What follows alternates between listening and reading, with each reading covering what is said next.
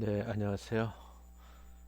어, 여러분이 중간고사를 이제 마치게 되고, 다시 이제 기말고사를 향해서 가는데, 아마 또 첫 수업이 된 것 같아요. 아마 대면 수업은 대학원에서 결정되면, 그때 가서 다시 한번 여러분에게 말씀드리고, 중간고사 및 기말고사는 여러분들과 함께 대면 수업에서 의논하고, 어, 내용을 좀 설명하고 그렇게 해서 시험을 치르도록 그렇게 방법을 강구하겠습니다. 자, 오늘은 이제 노인복지 연구에 있어서 사회적 노화에 대해서 같이 한번 이제 연구를 하겠습니다. 지금까지 연구가 어떻게 되어 왔는지 이 부분을 이제 여러분 소개를 하는 것으로 강의를 시작하겠습니다. 일단 중노년기 세대관계, 친족관계에 대해서 첫 번째는 노부모와 성인 자녀의 관계, 그 다음에 두 번째는 조부모와 손자녀의 관계, 노년기 형제관계, 이런 순서로 강의를 진행하도록 하겠습니다. 일단 세대 관계를 설명하기 위해서 여러분들에게 필요한 것이 있죠. 일단 이제 여기에 대한 이제 이론들을 설명을 해야 되는데, 어떻게 보면 음, 평균 수명 연장과 더불어서 부모 자녀 간의 관계 수명이 증가함에 따라서 개인의 삶에서 세대 관계가 차지하는 중요성이 점점 높아지고 있지요. 여기서 아주 두 가지 핵심적인 단어가 나오는데, 평균 수명과 관계 수명, 이 용어 정리를 좀 하셔야 될 것 같아요. 특히 우리나라에서는 개인 및 가족 복지에 대한 공적 지원이 부족한 상태로 개인이 가질 수 있는 실질적 자원 체계가 가족원으로 한정되어 있는 경우가 대부분이어서 노부모와 성인 자녀 관계의 중요성이 점점 부각되고 있지요. 이에 따라서 급속한 저출산 현상에 따라서 자녀 및 손자녀 수가 감소하고 있죠. 그러면서 다세대가 공존하지만 한 세대의 규모는 작은 수직형 가족 또는 일명 콩깍지형 가족이라고 그러는데, 이런 형태의 이제 가족이 점점 늘어나고 있다는 거예요. 우리나라 합계 출산율이 이제 뭐 6.0까지 떨어지는 이제 그런 시기에 태어난 현재 이제 50대 후반 60대 초반을 이제 베이비 부모라 그러잖아요. 이 베이비 부모 세대는 여러분이 이제 연도로 단 1955년에서 67년까지 이때 태어난 사람들을 말하는데, 그 당시 태어나서는 720만 명 정도 되거든요. 그리고 대부분이 형제 자매가 작게는 4, 5명, 많게는 뭐 10여 명, 이런 이제 많은 형제 자매 속에서 성장을 했죠. 근데 정작 이분들은 자신들은 이제 여러 가지 상황에서 결혼을 하고 가정을 이루면서 자녀를 2명 내로 이렇게 낳는 그런 방향으로 변화가 일어난 결과이죠. 한국 사회는 어찌됐든 간에 지속적인 저출산 추세와 평균 수명 증가 현상을 고려해 볼 때 콩깍지형 가족의 증가 추세는 향후 계속 지속될 것으로 학자들은 이제 전망을 합니다. 자녀로부터 지원의 의존도가 높은 노인 입장에서 보면 자녀 세대의 규모 축소는 세대 간 가용 자원의 축소를 의미할 수가 있지요. 세대 관계 구조의 변화에서 우려하는 목소리가 높은 것이 바로 이런 이유 때문입니다. 저출산에 따른 가족 규모 축소와 함께 이혼율이 증가하지요. 그 다음에 가족 해체와 재구성, 이런 변화 현상을 근거로 해서 세대 관계 악화설이라고 하는 이론을 주장하는 그런 학자도 있습니다. 그런가 하면 이런 주장에 대한 반박으로 그 벤스톤 같은 사람은요, 세대 간의 결속도 모델을 적용한 실증 연구를 통해서 세대 관계가 잘 유지되고 있음을 보여주기도 하죠. 그래서 이번 챕터에서는 세대 관계 주요 이론 및 실증 연구 결과와 함께 한국 가족 세대 관계 현황에 대해서 좀 살펴보려고 그렇게 얘기를 생각합니다. 그래서 이 세대 관계 설명 주요 이론으로는 첫 번째가 사회 교환 이론이에요. 인간은 이익을 극대화하고 비용을 최소화하는 방향으로 행동을 하죠. 또 관계가 지속되기 위해서는 보상과 비용, 보상이 더 많은 쪽을 차지하죠. 그런가 보상과 비용이 평등 관계를 이루는 경우도 있고요. 여기서 이제 호혜성이라는 말이 이제 다시 대두되는 거예요. 일단 세대 간의 지원 교환에서 이익의 극대화보다는 균형에 초점을 둔다. 이제 그런 얘기죠. 주고받는 어떤 지원의 종류는 통일하지 않아도 된다는 것이고요. 호혜성은 지연된 형태로 나타날 수 있다. 이런 얘기고요. 그 다음에 이타심 앤드 효인데요. 다른 사회적 관계에 구별되는 세대 관계 독특성에 주목을 하죠. 이타심이란 말은 서로에 대한 배려와 사랑이 세대 간의 지원 교환의 동기가 된다 이렇게 보고요. 그리고 여기서 중요한 건 효규범이에요. 그래서 문화적 각본이 세대 간 지원 교환에 작동을 한다 이렇게 보는 이론이기도 합니다. 그 다음에 이제 세대 관계 설명 주의로 하는데 결속도 모델이 있거든요. 이 결속도 모델도 굉장히 중요한 이론이에요. 그래서 여러분들이 한번 참고를 해 보셔야 할 그런 내용이거든요. 일단 핵가족화로 인해서 노인이 고립되는 제 주장이나 또는 앞에서 언급한 세대관계 악화설에 대한 반박으로 베니스동 같은 사람은 생애 과정에 걸쳐서 부모 자녀가 지속적으로 긴밀하게 연결되어 있음을 실증적으로 보이면서 이를 세대 간 결속도 모델로 이론화시킨 거예요.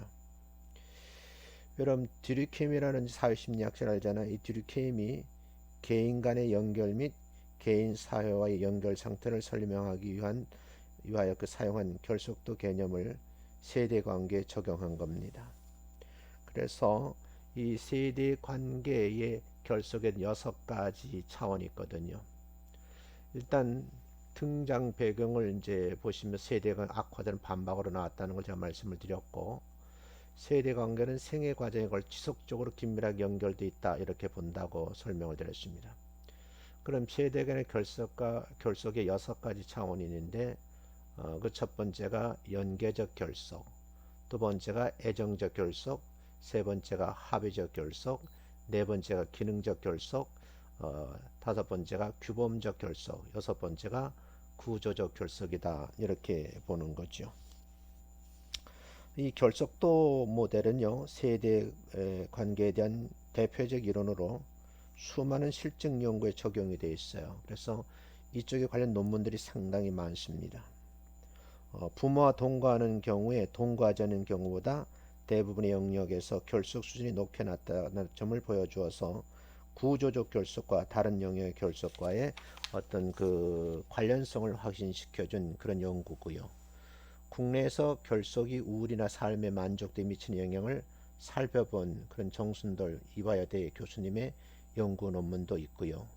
또 세대 간의 결속도를 결정하는 요인이 무엇인지를 탐색하는 연구들이 수행되어 있어요. 정순돌 교수의 지도 아래 이룰이라고 하는 분이 이제 박사과정에서 이런 연구를 했는데 세대 간 결속이 삶의 만족도에 미치는 영향을 탐색을 했죠. 그래서 40대 이상의 집단에서 삶의 만족도를 예측하는 중요한 요소가 애정적 결속이었다는 것을 이제 밝혀내죠. 그런가 하면 이제 최희정, 민종 같은 분들이 연구하면 거주 근접성, 애정 결속이 노부모의 건강에 영향을 미치는 것으로 연구가 됐다는 거죠. 세대 간의 결속도를 파악하는 연구들은요, 세대 관계에 대한 인식이 노부모가 성인 자녀보다 세대 관계를 더 긍정적으로 인식하는 일정의 경향성이 있음을 발견하게 된 겁니다. 그래서 이 이론에 대해서 베누스돈과 교포라는 사람은 이를 발달적 이해관계 가설을 통해서 설명하게 되어 있습니다. 그래서 이 결속도 모델을 우리가 한번 보면서 우리가 하면 그 다음에 생각할 것이 바로 양가성 모델이라는 거예요. 그럼 양가성 모델이 뭐냐 하는 걸 여러분이 좀 이해를 하셔야 되는데, 결속도 모델이 세대관계 연구를 주도하는 대표적 이론 틀로 자리를 잡아왔어요. 그러나 이제 세대관계 부정적 측면을 지나치게 간과한다는 비판과 함께 세대관계 양가성 모델이 등장을 하는 거죠. 그래서 이론을 또 다른 이론을 만들려도 반박하면서 이론이 이렇게 만들어지는 거죠. 이 양가성 모델은요, 세대 간의 결속 유대와 같은 긍정적인 측면과 함께 긴장 갈등과 같은 부정적 측면이 공존한다, 이렇게 보는 거예요. 그래서 여기에서 이제 나온 것이 여러분들이 이제 심리적 양가성, 사회적 양가성 하는 말이 새로운 용어가 등장하게 되는 거죠. 어찌됐든 간에 등장할 수 있는 배경은 결속도 모델이 세대 관계의 부정적인 측면을 강구한다는 비판에서 등장했다는 것과 함께 세대 관계에서 긍정적 측면과 부정적 측면이 공존한다. 여기서 이제 한 발짝 더 나와서 심리적 양가성과 사회적 양가성을 이렇게 설명을 합니다. 그럼 여러분들이 보시기에 이 두 가지 의미에 대해서 한 번 더 생각을 해 보셔야 돼요. 심리적 양가성은 동일한 대상에 대해서 상충되는 감정이 공존하는 상태를 의미하는 거고, 사회적 양가성은 특정 역할을 수행함에 있어서 부과되는 사회적 기대가 모순적이어서 겪게 되는 양가성을 의미합니다. 뭐 예를 든다고 하면요, 세대 관계에서 독립성과 상호 의존성이라는 일견 모순된 듯한 가치가 동시에 기대되는 상황에 이에 해당된다, 이렇게 볼 수가 있겠습니다. 이 세대 간의 심리적 양가성은 부모나 자녀에 대해 상충되는 감정을 동시에 경험하고 있는지, 그 정도는 어떠한가를 직접적으로 묻는 방식이죠. 예를 든다고 하면 어머니와 친하지만 그것이 나를 구속하기도 하죠. 나는 어머니의 감사한 마음도 있지만 원망스럽기도 하다와 같은 이런 질문을 통해서 양가성을 파악하는 겁니다. 아마 여러분들이 이제 박사 논문을 쓰시는 분들은 이런 부분에 아주 예민하게 통찰력을 가지고 고찰을 하셔야 될 것 같아요. 또 그런가 하면 동일한 대상에 대한 긍정적인 감정과 부정적인 감정을 별도의 측정 문항을 사용해서 그 정도를 파악한 후에 조합해서 양가성 수준을 파악하는 그런 방법도 있어요. 뭐 예를 든다고 하면 긍정적인 측면은 아버지와 나는 정서적으로 가까운 사이다와 같은 문항을 사용해서 측정을 하고, 부정적인 측면은 아버지에 대해 부담감과 긴장감을 자주 느낀다는 문항을 사용해 측정을 하는 거죠. 그래서 텀퍼슨 공식을 사용해서 양가성 방법 정도를 파악하는 거죠. 계산된 점수의 합산이 클수록 더 큰 양가 감정을 가지고 있다 하는 것을 이제 발견해 내는 거죠. 여러분들에서 이 양가성 모델에 대해서도 이제 관심을 가지셔야 돼요. 아마 여러분 박사과정에서 이런 부분을 깊이 연구하지 않은 분들은 지금 제가 소개하고 있는 이런 모델이라든지 이런 이론들을 처음 듣는 분도 있을 수 있겠다, 그런 생각을 해요. 좀 심도 있게 여러분들이 공부를 하셨으면 하는 그런 바람입니다. 그 다음에 이제 여러분들이 보기 한국 내 이제 세대관계 현주소인데, 이 부분을 보기 전에 이제 여러분이 한 번 더 결속도 모델에 대해서 조금 생각을 하셔야 되는데, 여러분들이 좀 머리 아플 것 같아서 생략을 하고 가려고 그래요. 여기에는 이제 뭐 결속도 모델이 주도한 세대관계 양화성 모델 소개되면서 이론적 모델로 적용 연구들이 급증을 했거든요. 뭐 좀 여기 학자들의 연구도 굉장히 많아요. 그래서 우리나라에서도 뭐 문정희, 안정신 같은 분이 2013년도에 기혼 성인 남녀를 대상으로 한 연구에서 아버지 어머니가 각각에 대한 양가 감정이 세대 간 친밀감, 갈등, 관계, 만족도 연관성 있음을 연구해서 발표를 하기도 하고요. 한경애 교수님의 지도 아래 윤성은이라는 사람은 2004년도에 중년기 딸과 노년기 어머니 사이의 친밀감과 갈등이 공존하는 심리적 양가성이 어떤가 하는 그런 연구 논문이 발표하게 되지요. 그래서 이런 양가적 감정은 오랜 세월 동안 누적다운 관계사의 결과물이라는 것을 이제 연구를 통해서 알게 된 거죠. 자, 그다음에 이제 여러분들이 이제 여기서 이제 하나 알 것은 한 가족 내 세대 관계 현 주소에 대해서 내용을 좀 살펴보려고 그래요. 이번 주부터 강의하는 내용이 상당히 심도 있고 내용이 깊은 내용들이에요. 그래서 이것을 아마 여러분들이 좀 수업 시간에 설명 이해하면서 좀 진행을 해야 되는데 상당수 여러분들이 이제 논문도 쓰고 그러다 보니까 학교 오는 것이 좀 부담스러운 분도 있는 것 같아요. 그러나 여러분들은 이런 내용을 모르고 졸업하면 여러분 손해인 거예요. 자, 그래서 여기서 이제 구조적인 특성과 질적 특성을 한번 살펴보려고 그래요. 자, 한번 진행해 보죠. 일단 세대 관계 특성은 구조적 특성과 질적 특성으로 나눌 수 있는데 구조적 특성은 주로 세대 간의 동거 유형, 거주 근접형, 접촉 빈도를 통해서 파악을 하는 거고요. 세대 간의 질적 측면은 세대 간 교환되는 지지의 양상이라든지 또 세대가 만족도를 탐색하는 거죠. 구조적 특성과 질적 측면은 서로 연계되어 있고요. 상호 영향을 미치는 거죠.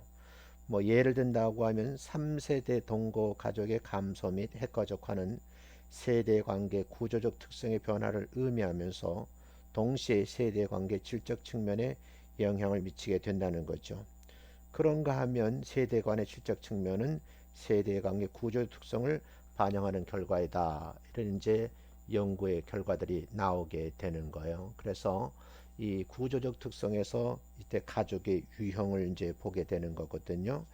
이 부분도 상당히 내용이 방대해요. 방대인데 이 내용을 어떻게 설명할까 하고 좀 고민을 좀 해보는 거. 일단 거주 유형을 보죠. 거주형. 가족 구분의 변화에 따라서 세대 관계의 물리적 기반의 변화를 둔다 이랬는데 한국 가족 내 세대관의 구조는 최근에 급격하게 변하지요. 가장 괄목한 현상은 노부모 세대와 성인자 함께 동거하는 3세대 가구가 감소하고요. 2세대 가족 및 노인 부부, 노인 독거 가구가 증가한다는 거예요. 이런 변화는 이제 가구의 규모 축소를 가져왔고요. 통계청 인구주택 총조사에 따르면 평균 가구원 수가 1990년은 3.7명에서 2010은 2.5명으로 크게 감소를 하죠. 또 2017년도 장래가 추계 통계 자료에 의하면 2045년도가 되면요. 평균 가구원 수가 2.1명까지 줄어들 것이라 이렇게 전망을 해요. 이렇게 이제 구조적 변화는요, 한국 가족 내 세대 관계 물리적 기반이 편해지고 있다는 것을 보여주는 거고, 동시에 가족 규범의 변화를 반영하는 현상이다. 이렇게 진단을 할 수가 있는 거죠. 어쨌든가 이런 부분을 여러분이 함께 이제 보셔야 된다는 거예요. 그래서 이런 부분의 하위 연구들이 굉장히 많아요. 그래서 여러분들이 특히 이제 노인 쪽으로 연구하시는 분들은 이 자료를 많이 이제 보셔야 되겠다 그런 생각을 해요. 여기서 좀 생략을 하고요. 두 번째 세대 간의 거주 근접성으로 좀 가서 설명을 할게요. 이 부분은 서로 얼마나 가까운 거리에 거주하는가를 의미하는 거주 근접성은요. 세대 간의 접촉 빈도 및 지원 교환을 예측하는 중요한 요인이거든요. 그래서 우리나라 정서상 부모님을 모시긴 모셔야 되겠는데 모실 수 없는 그런 환경이 되었을 때에 그 부모님을 본인의 가정과 얼마나 거리를 두는가, 그 거리 속에서 세대 간의 접촉 빈도 및 지원 교환을 예측할 수 있는 요인이 된다는 거죠. 뭐 아주 근접한 예를 들면 국이 식지 않는 거리, 국을 끓였는데 식지 않은 거리에 거주를 한다는 거죠. 또 긴밀한 유대를 맺는 수정학대 가족들이 자꾸 증가하고 있다. 이런 이제 얘기를 드리는 거예요. 저도 이제 그 바깥에서 많이 이제 가정의 삶을 보는 이제 대표적인 사람이잖아요. 학교에서는 여러분들하고 이렇게 강의를 하지만 또 교회에 가면 성도들의 가정을 많이 보잖아요. 그런 성도들의 가정에서도 우리가 살펴보면 3세대가 이렇게 같이 사는 가정은 현재 거의 없어요. 2세대가 산다 그래도 그렇게 많지 않은 것 수가 자꾸 줄어들고 있고요. 3세대가 살아도 부모님 모시고 자녀들하고 이렇게 살아가는데 같이 살고는 있지만 굉장히 불편한 관계가 있지 않을까 그런 생각을 하기도 하죠. 그러면 이때에 좀 부모하고 멀리 떨어지지 않는 경우, 우리 건축학에서도 많이 얘기를 하거든요. 그래서 복층으로 만드는 그런 이제 가구 형태도 있고요. 아니면 집을 1호와 2호 이렇게 나누어서 벽을 터서 왕래를 하고 정한 시간에 문을 닫아 놓고 서로의 관계를 이렇게 설정하고 지내는 이런 이제 형태도 있고요. 또 어떤 분 같은 경우는 빌라를 두 채 사서 바로 2층에는 어른들이 사시고 아래층에는 자녀들이 살고 그래서 이렇게 좀 근접성을 두고 있는 경우도 있어요. 그런가 하면 이제 세대 간의 접촉이거든요. 이 한경애 교수님의 2010년도 연구에 보면 세대 관계 구조를 파악하는 대표적 지표 중에 하나가 부모와 자녀 세대 간의 접촉 빈도가 얼마나 되느냐, 이게 굉장히 중요하다는 거죠. 접촉 빈도는 성인 자녀가 노부모에게 제공하는 경제 및 도구적 지원 정도가 가장 강한 예측 요인이 된다, 이렇게 본 거죠. 그래서 여러분들이 이제 이런 부분도 한번 깊이 살펴보셔야 할 그런 내용이다 하는 것도 여러분이 아셔야 돼요. 2017년도 사회 동향 조사에 따르면요, 18세 이상의 기혼자 중에 70% 이상이 시가 혹은 처가 부모와 일주일에 한 번 이상 연락하는 것으로 나타났고요. 60% 이상이 한 달에 한 번 이상의 시가 또는 처가의 부모와 만나는 것으로 확인됐어요. 그런가 하면 이제 2017년도 노인 실태 조사라는 자료에서는요, 비동거 자녀와 주 1회 이상 왕래하는 노인이 38%이고 주 1회 이상 연락을 주고받는 노인이 81.1% 나타났죠. 비록 3세대 가족을 이루고 동거하고 있지는 않지만 세대 간의 비교적 잦은 접촉을 유지하고 있다, 이렇게 볼 수가 있어요. 2017년에 빈보경이라는 분하고 최정희 공동연구에서는요, 자녀의 결혼은 노부모의 만남 빈도의 감소로 이어졌는데 첫 자녀 출산의 경우는 부모와 자녀 사이의 만남과 연락 빈도를 늘리는 것으로 나타났고 그 폭은 부모 교육의 수준에 따라서 차이가 있다는 것도 알게 되었고요. 부모 교육 수준이 높은 경우 만남 빈도가 더 큰 폭으로 상승했다는 것도 알게 되었습니다. 그리고 세대 간의 접촉 그 자체로 애정적, 도구적 지원의 성격을 가지고 있고요. 세대 간의 질과 삶의 질을 가늠하는 중요한 축 중의 하나로 사용되기도 합니다. 반면에 접촉이 반드시 삶의 질을 높이거나 세대 관계에 긍정적이지도 않고 갈등을 불러올 수도 있다. 그런 이제 연구 논문의 지적도 있습니다. 그래서 이런 것도 여러분이 한번 깊이 보셔야 된다, 그런 얘기죠. 그 다음에 이제 세대 간의 그 지원 교환, 오늘 여기까지 좀 하겠는데요. 일단 노부모와 성인자는 다양한 유형의 지원 교환을 통해서 관계를 맺고 있죠. 그래서 교환되는 지원은 크게 경제적 지원 또는 정서적 지원 그리고 도구적 지원, 이 세 가지 종류로 나눌 수 있어요. 이런 이론을 소개하기 위해서 자료를 보면 보건사회연구원 2017년도 노인 실태 조사 보에 나타난 세대 간의 지원 교환의 양상을 보면 우리나라 노인들이 성인 자녀로부터 받는 지원 수혜율이 자녀에 대한 지원 제공률보다 더 높게 이렇게 나타났고요. 노인의 70.2%가 자녀로부터 정서적 지원을 제공받는다고 응답을 했어요. 반면에 정서적 지원을 자녀에게 제공한 노인이 59.1%로 나타났다는 거죠. 그래서 가사 지원 등 도구적 지원은 34.5%에서 노인이 자녀에게 제공받고 있는 반면에 도구적 지원을 자녀에게 제공한 노인의 비율이 7.1%에 그쳤다는 거죠. 그래서 이 경제적 지원에 있어서 노부모의 수혜율이 자녀에 대한 제공률보다 월등히 높게 나타났다, 이렇게 볼 수가 있는 거예요. 그래서 한편 상호 간의 방문이 필요한 도구적 지원의 경우는 정서적 지원에 비해서 제공률 및 수혜율이 모두 낮게 나타 이러는 거죠. 이와 관련해서 연구한 논문들이 굉장히 많아요. 많은데 이것만 소개하고 마치겠네요. 김익기와 김정석이라고 하는 2000년 연구 논문 자료도 있고요. 박경숙이라는 분이 2003년대 연구 자료도 우리가 한번 볼 수가 있고요. 최진 한경애 씨 같은 분이 연구한 것도 우리가 이렇게 볼 수가 있다 이렇게입니다. 그래서 다음 시간에 좀 내용을 좀 더 깊이 다루가는 세대 간의 관계 삶의 질에 대해서 연구 논문 자료들 보면서 이렇게 진행을 하려고 합니다. 이 박사 과정에서는 사실은 많은 연구 논문들을 봐야 돼요.